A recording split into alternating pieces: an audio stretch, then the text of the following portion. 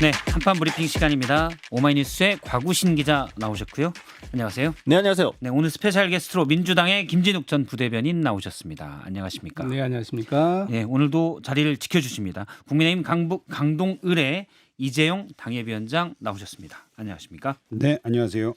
예, 첫 번째 소식으로 윤석열 전 대통령 소식부터 짚어보겠습니다. 일단 특검과 내일 오전 10시에 나가는 것까지는 합의가 됐는데 특검은 비공개는 안 된다. 그러니까 지하 주차장으로 들어올 수 없다라는 거고 윤석열 전 대통령 측에서는 어쨌든 가긴 가는데 지하 주차장으로 가고 싶다. 이렇게 얘기를 하고 있습니다.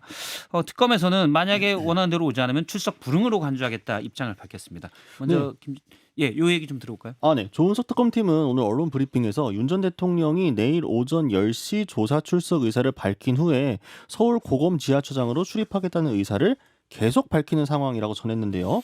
저희 입장은 출석 불응으로 간주되는 상황이 발생하지 않기를 바란다라고 했고요. 또 윤 전 대통령의 지위나 과거 경력 등에 비춰볼 때 그런 상황이 발생하지 않으리라 믿고 있다. 현관 출입을 전제로 출석 준비 사항과 관련해 협의를 진행하고 있다. 이렇게 밝혔습니다. 예, 경호처와 협의하고 있다 이런 얘기는 그러면 지하 주차장이 아닌 그냥 정문 출입을 전제로 하고 있다 이런 말인 거죠? 그래서 맞습니다. 네. 예. 김건희 씨 얘기도 들어볼까요? 오늘 퇴원했죠. 네, 오늘 4시쯤에 서울 아산병원에서 휠체어에 탄 채 퇴원하는 모습이 이제 속보로 나왔는데요. 윤석열 전 대통령이 직접 동행을 하면서 이 휠체어를 미는 모습이 카메라에 포착이 되기도 했습니다. 지금 이제 화면에 유튜브로 보시는 분은 사진을 확인할 수가 있는데요. 윤석열 전 대통령이 간호를 하고 있다는데 일단 노란색 상의를 입은 김건희 씨의 휠체어를 미는 모습입니다. 나와서 이제 차에까지도 계속 미는 모습이 포착되기도 했었습니다. 예, 계속 전해 주시죠. 네, 김건희 여사의 이제 변호인이 최지율 변호사가요, 당분간 집에서 치료를 할 예정이다라고 전했고요. 또 특검팀의 이 법규에 따른 정당한 소환 요청에는 성실히 응할 것이다라고 했습니다. 다만 이 특검에 비공개 소환 요청을 했다는 일부 보도는 사실과 다르다라면서 소환 요청이 온다면 일시와 장소 등을 협의해서 응할 예정이다라고 했고요. 오늘 이제 특검팀 관계자에서는 취재진들의 질문에 법과 원칙에 따라서 진행될 것이다라는 말을 반복했습니다. 예, 법과 원칙에 따라서 진행될 것이다. 일단 요걸 가지고 얘기를 좀 해보겠습니다. 내일 출석은 하는데 일단 윤석열 전 대통령 측에서는 무조건 비공개로 가겠다. 만약에 윤 전 특검 측에서는 우리가 원하는 대로 오지 않으면 아무튼 특검 사무실에 오지 않으면 출석을 안 한 걸로 보겠다 이런 거죠. 어떻게 생각하세요? 그 양측이 좀 팽팽한 기싸움은 좀 있었던 것 같습니다. 예. 그런데 저는 이제 오늘 오후 정도를 기점으로 기싸움은 끝났다고 보여져요. 일단 출석은 하는데 10시에 나가는 거는 나가는 것이고 특검 쪽에서 입장을 명확히 했잖아요. 지하 주차장 다 폐쇄했다. 현관만 사용 가능하고 현관을 통해서 들어오지 않는다면 출석에 불응한 것으로 간주하겠다라는 것을 명확하게 한 상황입니다. 이번에 체포영장이 기각됐잖아요. 그 체포영장이 기각될 때 조건이 딱 하나 있었어요. 뭐냐 하면 특검에서 출석을 요구했을 때 그 출석에 응하겠다라는 것이 그 체포영장의 기각 사유인데 특검에서 원하는 시간과 원하는 방식으로 나오지 않았을 때 그것에 대해서 그 출석으로 인정하지 않겠다, 불응으로 보겠다라고 했다고 얘기하고 형사소송법을 검토하겠다라고 완곡하게 얘기했지만 그 완곡한 표현의 직설적 의미는 체포영장 다시 치겠다라는 거잖아요. 예. 그렇기 때문에 지금 윤석열 전 대통령 측에서는 아마도 지금까지 내일 아침까지 계속 협의하겠다 얘기하지만 결과적으로 보면 특검이 원하는 방식으로 들어갈 수밖에 없을 것이다 이렇게 전망합니다. 그러니까 내일 오전 10시에 아마 좀 전이겠죠. 10분 전쯤에 서울 고검 특검 사무실 있는 서울 고검에 도착해서 지하 주차장 들어가려고 하는데 문이 닫혀 있으면 1층으로 갈지 돌아갈지 요걸 이제 윤석열 전 대통령 측 고민해야 되는 그런 상황이군요. 어떨 거로 보세요? 저는 현관 출입할 거라고 봐요. 이게 그 초반의 기싸움은 예를 들어서 피의자 신분과 어찌 보면은 이제 특검 간에 앞으로의 어떻게 일들이 진행될 건지에 대해 뭐 전초전 뭐 이런 걸로서 어떤 그림을 그려내는 효과는 있을지 모르겠지만 앞으로 이 특검이 계속 진행이 되면서 계속해서 뭐 출두를 요구할 텐데 지금 굳이 그 밑으로 내려가서 출입 그 주차장을 활용하는 그런 모습은 보일 필요가 이제는 없다. 그렇게 생각을 하고요. 특히 윤석열 전 대통령 같은 경우에 이미 벌써 다른 그 내란 저 법정에서 예. 계속해서 그 화면에도 비쳤고 뭐 현관으로도 출입을 했고 해서 그 소위 말하는 과거에 저 포토라인에 선다. 이런 효과는 예전보다 훨씬 떨어질 겁니다. 사실 처음 서는 것도 아니잖아요. 그렇죠. 그렇기 예. 때문에 저는 굳이 이거를 뭐 굳이 계속해서 요구할 필요도 없을 거라고 생각을 하고 또 얻어낼 것도 얻어냈잖아요. 사실 뭐 9시에 나오라 그랬는데 10시에 나가겠다 그래서 그것도 합의를 본 상태이고 그다음에 법원에서 아까 말씀하셨듯이 체포영장이 이제 기각이 되면서 뭐 얻어낸 거는 초반에 얻어냈다고 보기 때문에 이거는 계속 그런 식으로 진행이 될 거고 결코 중요한 포인트는 아니라고 봐요. 김진욱 대변인도 갔다가 어쨌든 현관으로 들어갈 것이다. 현관으로 이렇게 들어가야 될 수밖에 없고요. 이미 기세 싸움에서 윤석열 전 대통령 측은 졌다고 봐요. 그리고 이것이 그 고집을 부릴 수 있는 성격이 아니고 지금 국민 여론도 그렇고 모든 것들이 윤석열 전 대통령에게는 하나도 도움이 될 만한 사안은 아니다. 특히 피의자가 원하는 시간, 원하는 방식으로 출석을 하겠다라는 것을 용납할 국민들이 어디 있습니까? 그 부분에 대해서는 뭐 그 상황 정리는 끝났다. 그래서 조원석 그 특검이 처음에 그 체포영장이 기각됐을 때는 의문의 일패를 당한 거 아니냐라는 얘기를 했지만 오히려 지금 상황을 놓고 보면 윤석열 전 대통령 측이 쓸데없는 고집을 부려서 안 해도 될 일을 하나 더 혹을 떼려다가 혹을 하나 더 붙인 셈이 됐다 이렇게 예. 보고 있습니다. 일단 뭐 특검에서는 특별 대우 해줄 수 없다. 윤 전 대통령 측에서는 특별 대우를 해달라. 이건데 기싸움인데 저희 패널 분들이 예상하기는 윤석열 전 대통령이 졌다로 예상하는 걸로 보겠습니다. 김건희 씨 소환은 일단 정당하게 소환하면 응하겠다라는 입장 태워냈죠 오늘. 소환이 언제쯤 이루어질 걸로 보십니까?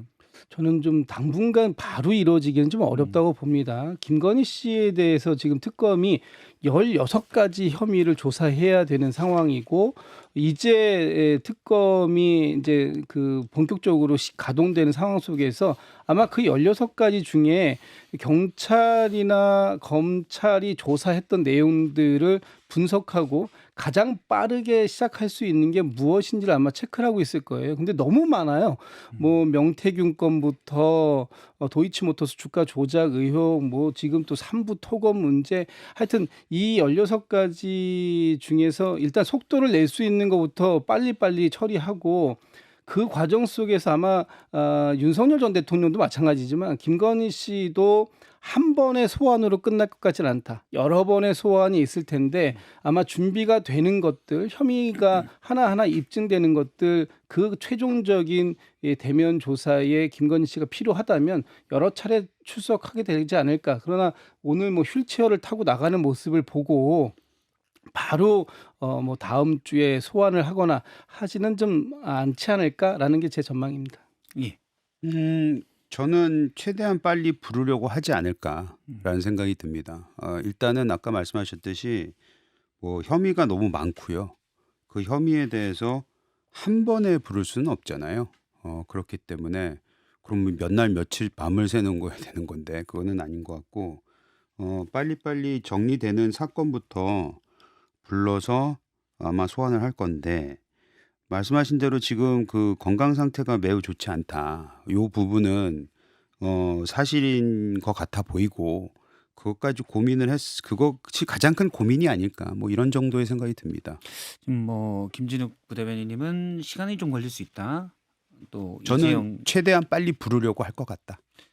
국민의힘 입장에서는 최대한 빨리 부르는 게 맞다라고 당의 입장을 뭐 공식적으로 다 얘기하실 수는 없지만 천목회 간사시니까 천목회 입장에서 보면 당의 입장은 아예 없고요. 네. 저는 개인적으로는 이 3대 특검이 빠른 속도로 진행이 돼서 돼야 된다. 빨리 정리가 됐으면 좋겠다는 생각을 가지고 있습니다. 알겠습니다. 곽우신 기자는 어떻게 보세요?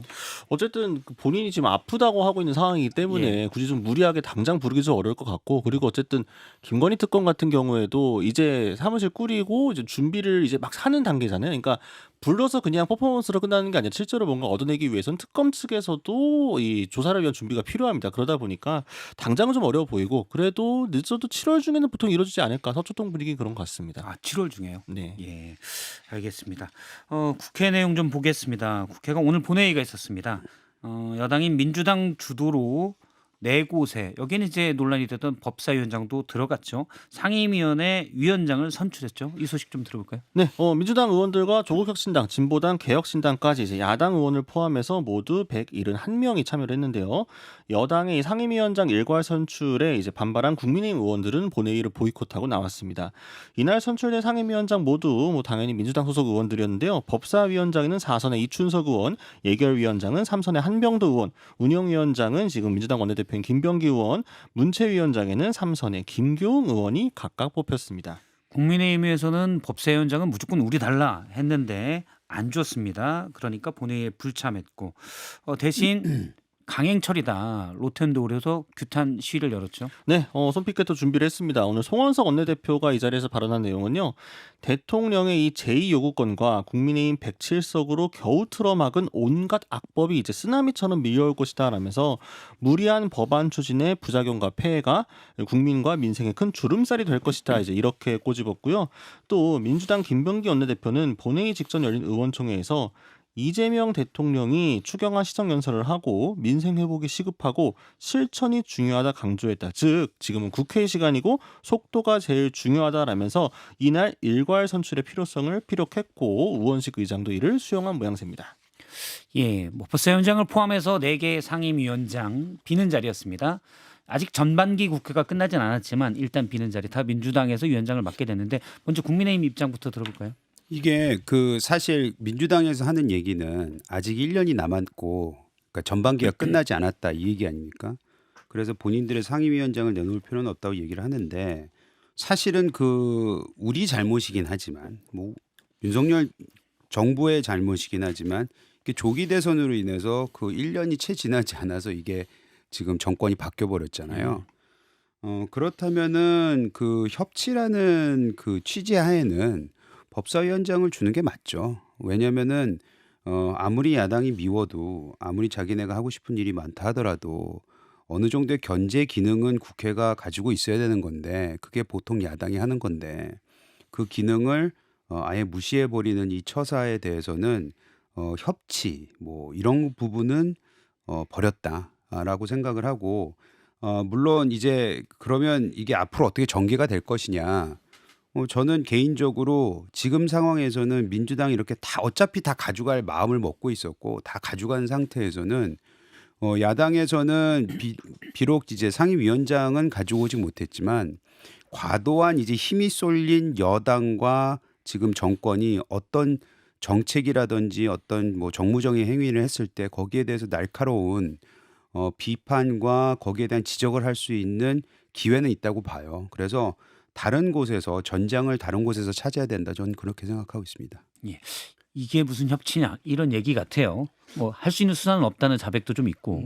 협치라는 것이 일방적인 양보만을 요구하는 것, 그래서 그걸 들어주는 것, 저는 그건 아니라고 봅니다. 협치라는 게 서로가 서로에게 그 이익이 되는 부분을 나눠줄 수 있고 서로가 그 같이 할 수 있는 것이 협치지, 어느 한쪽에 일방적인 양보를 요구하는 것, 이거는 사실상 생떼 쓰기의 성격이 강한 것 아니냐 이렇게 볼 수밖에 없어요.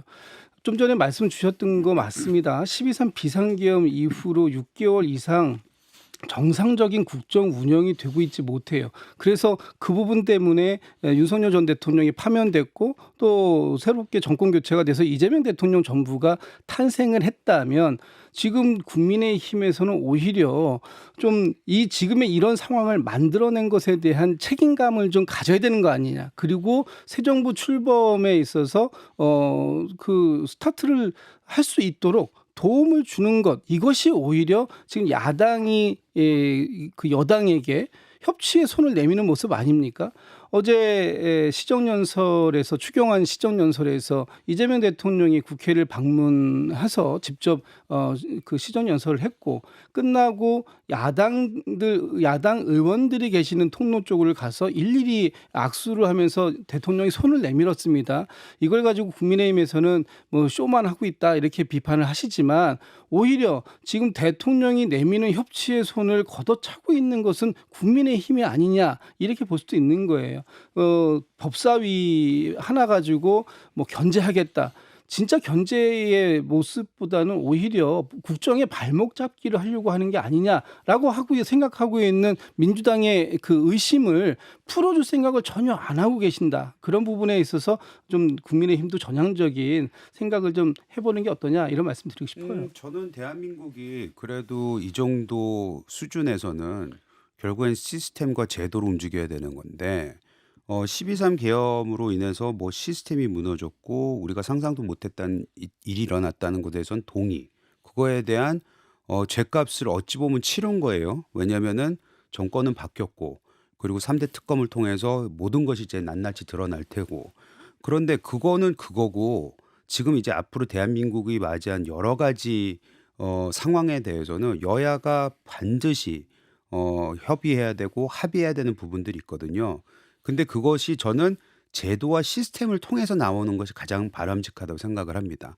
가끔씩 부딪힐 수도 있어요. 가끔씩 그것이 너희들 너무 과도하게 발목 잡는 거 아니야? 라고 비춰질 수도 있지만 그럼에도 불구하고 우리가 민주적 제도를 가지고 가는 이유는 이런 시간 벌기 내지는 그 시간 벌기를 통해서 사람들이 자기가 원하는 것만 하지 못했을 때 꼭 필요한 대화와 소통을 통해서 뭔가 더 좋은 대안이 나올 수 있다고 저는 통으로 봤을 땐 그렇게 생각하기 때문에 그런 의미에서 법사위를 넘겨서 법사위에서 어느 정도 정부를 견제하는 역할을 주는 것이 훨씬 더 건강한 민주주의라고 저는 생각을 합니다. 그것을 무조건 발목 잡기라고만 비치는 거는 아직까지도 12.3 계엄에서 벗어나지 못한 민주당의 그 생각이 아닌가라는 안타까움이 있습니다. 짧게 말씀해 주시면. 국민의힘에서 우리 이재영 의원만 그 같은 분들만 좀 많이 계시면 저희도 믿고 하고 싶어요. 그런데 그동안 보여주셨던 모습들은 전혀 그것하고 다른 모습이었다. 지금 그 국민의힘에서 상임위원장을 맡고 계시는 상임위들 그 상임위들조차도 그걸 보면 알 수 있잖아요. 뭐 하나 전체 회의를 열어서 따갑게 정부에 대한 뭔가를 좀 해보자고 얘기할 때 일방적으로 상임위 여는 권한을 상임위원장이 갖고 계시는데 안 열어줬던 경우 그 상황들이 너무 많았어요. 근데 법사위 같은 경우는 더더군다나 만약에 법사위원장이 전체 회의를 열기를 거부한다 그러면 사실상 이건 발목 잡기를 2번, 3번 당하는 것보다 더 큰 문제가 생겨요. 그런 부분들 때문에 저희가 이번에 남아있는 1년 동안 저희가 잘 운영을 해보겠다 이런 말씀을 드린 겁니다. 네. 이재영 의원님이 있으면 괜찮은데 좀 보내주세요. 이재영 의원님이 아니어서 이거 못 주겠다 이런 얘기로 듣더라고요.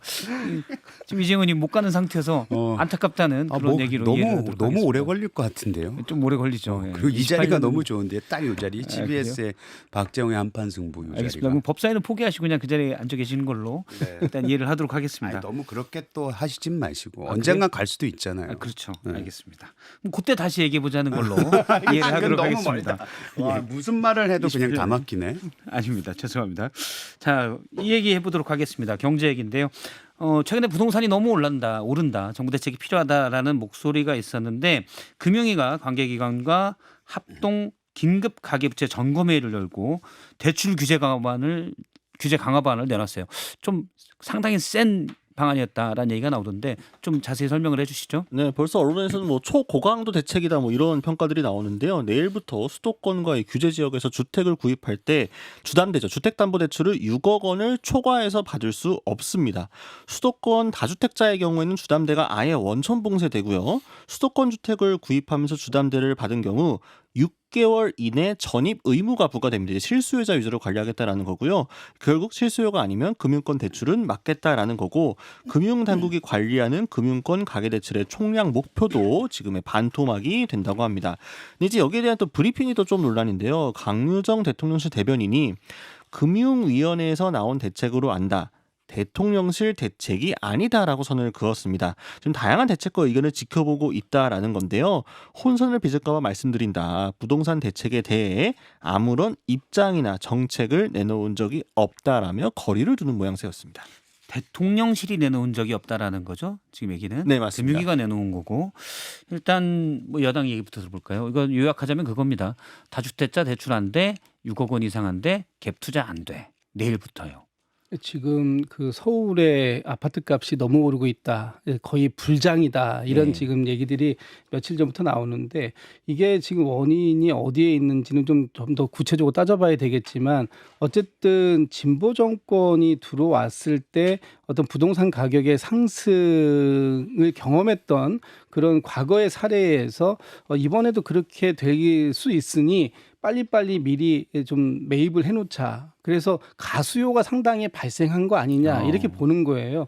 그렇기 때문에 오늘의 대책은 실수요자들, 실제 가서 살 수 있는 사람들 그리고 갭 투자를 안 하는 사람들은 사라. 다만 그 갭 투자를 하거나 아니면은 그 실제 그 본인이 살려고 하지 않는 상황들 속에서 투자의 목적으로 사지 마라. 이것을 이제 명확하게 한 건데 사실 지금 이제 그 부동산에 대해서 어떤 정책을 가져갈 것이냐 하는 부분은 아직 당의 정책이나 아니면은 국정기획위에서 일체 지금 뭔가 대책이 나온 적이 없습니다. 아마도 이 부분에 대해서 국정기획위에서도 기본적인 그 안을 지금 만들고 있을 거고 또 당은 당대로 정책위에서 이 부분에 대한 논의를 하고 있는 거예요. 그래서 약간 또 톤이 달랐던 게 국정기획위에서는 4기 신도시 같은 거는 만들지 않는 쪽으로 예. 얘기를 나오고 있는데 또 당은 필요하다면 그것도 만들 수 있다라는 쪽입니다. 그래서 이런 어떤 이 당과 국정이 또 그리고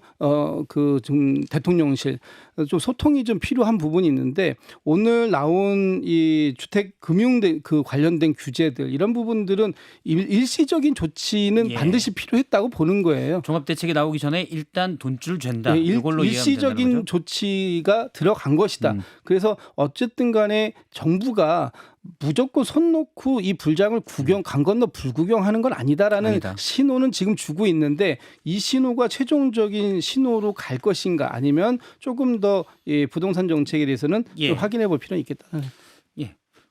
저기 한강벨트에 살고 계시는 이재용 의원님은 혹시 이 정도 대책이면 일단 불장에 소화기는 갖다 댄 걸까요?